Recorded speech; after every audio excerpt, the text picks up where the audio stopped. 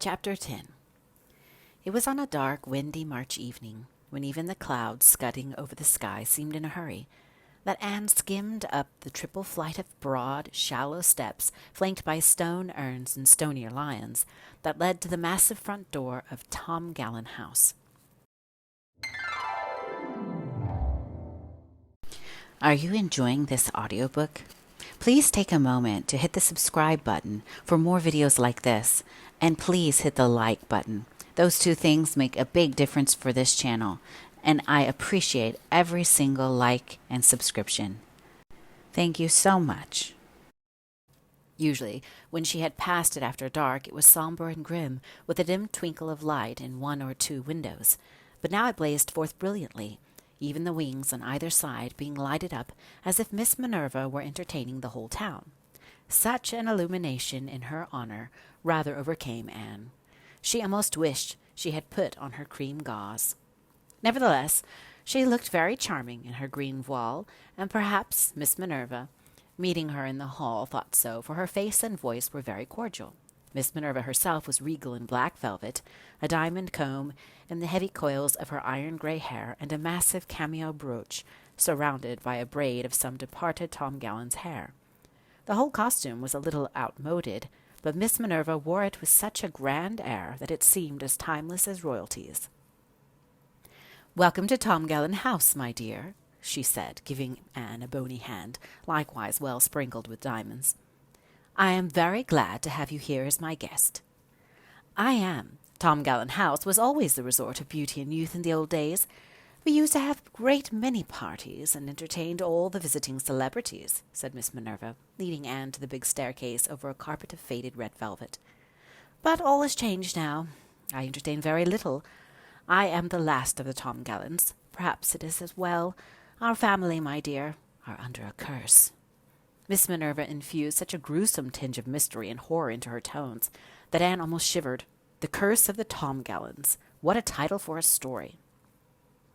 "This is the stair down which my great-grandfather Tom Gallen fell and broke his neck the night of his house-warming, given to celebrate the completion of his new home. This house was consecrated by human blood. He fell there." Miss Minerva pointed a long white finger so dramatically at a tiger-skin rug in the hall that Anne could almost see the departed Tom Gallen dying on it. She really did not know what to say, so said inanely, "Oh."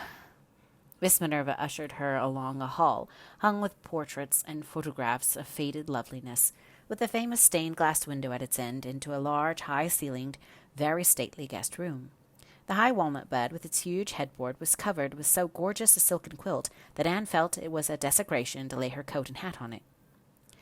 "You have very beautiful hair, my dear," said Miss Minerva admiringly. "I always liked red hair. My Aunt Lydia had it. She was the only red-haired Tom Gallen.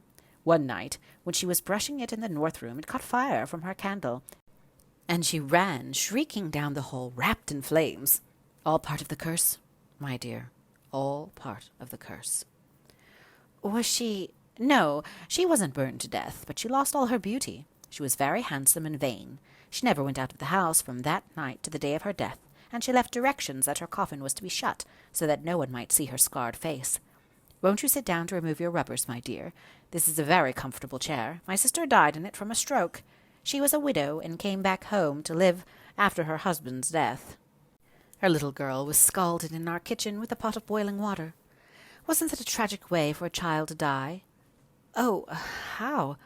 But at least we knew how it died. My half-aunt Eliza, at least she would have been my half-aunt if she had lived, just disappeared when she was just 6 years old.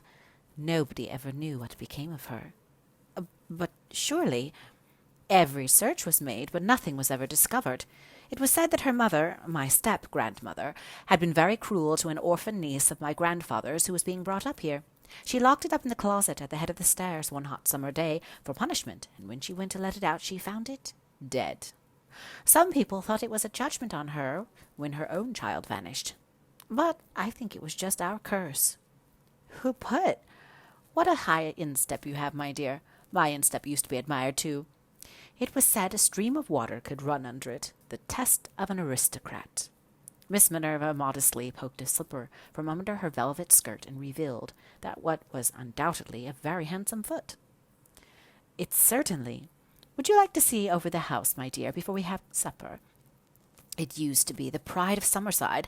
I suppose everything is very old-fashioned now, but perhaps there are a few things of interest. That sword hanging by the head of the stairs belonged to my great-great-grandfather, who was an officer in the British Army and received a grant of land in Prince Edward Island for his services. He never lived in this house, but my great-great-grandmother did for a few weeks. She did not long survive her son's tragic death." Miss Minerva marched Anne ruthlessly over the whole huge house, full of great square rooms. Ballroom, conservatory, billiard room, 3 drawing rooms, breakfast room, no end of bedrooms, and an enormous attic. They were all splendid and dismal. "Those were my Uncle Ronald and my Uncle Reuben," said Miss Minerva, indicating 2 worthies, who seemed to be scowling at each other from the opposite sides of a fireplace. "They were twins, and they hated each other bitterly from birth. The house rang with their quarrels. It darkened their mother's whole life. And during their final quarrel, in this very room, while a thunderstorm was going on, Reuben was killed by a flash of lightning. Ronald never got over it. He was a haunted man from that day. His wife," Miss Minerva added reminiscently, "swallowed her wedding ring." "What an Ronald thought it was very careless and wouldn't have anything done. A prompt emetic might have. But it was never heard of again. It spoiled her life. She always felt so unmarried without a wedding ring." "What a beautiful—" "Oh, yes, that was my Aunt Amelia. Not my aunt, really, of course. Just the wife of Uncle Alexander. She was noted for her spiritual look, but she poisoned her husband with a stew of mushrooms. Toadstools, really. We always pretended it was an accident, because a murder is such a messy thing to have in a family. But we all knew the truth. Of course she married him against her will. She was a gay young thing, and he was far too old for her. December and May, my dear. Still, that did not really justify Toadstools. She went into a decline soon afterwards. They are buried together in Charlottetown.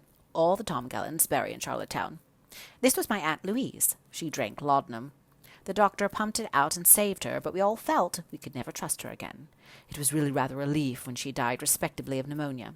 Of course, some of us didn't blame her much. You see, my dear, her husband had spanked her." "Spanked?" "Exactly. There are really some things no gentleman should do, my dear, and one of them is spank his wife. Knock her down, possibly, but spank her, never. I would like," said Miss Minerva very majestically, "to see the man who would dare to spank me." Anne felt she would like to see him also. She realized that there are limits to the imagination after all. By no stretch of hers could she imagine a husband spanking Miss Minerva Tomgallan. "This is the ballroom. Of course it is never used now. But there have been any number of balls here. The Tomgallan balls were famous. People came from all over the island to them. That chandelier cost my father $500. My great-aunt Patience dropped dead while dancing here one night, right there in that corner. She had fretted a great deal over a man who had disappointed her. I cannot imagine any girl breaking her heart over a man." "Men," said Miss Minerva, staring at a photograph of her father. A person with bristling side whiskers and a hawk-like nose. "Have always seemed to me such trivial creatures."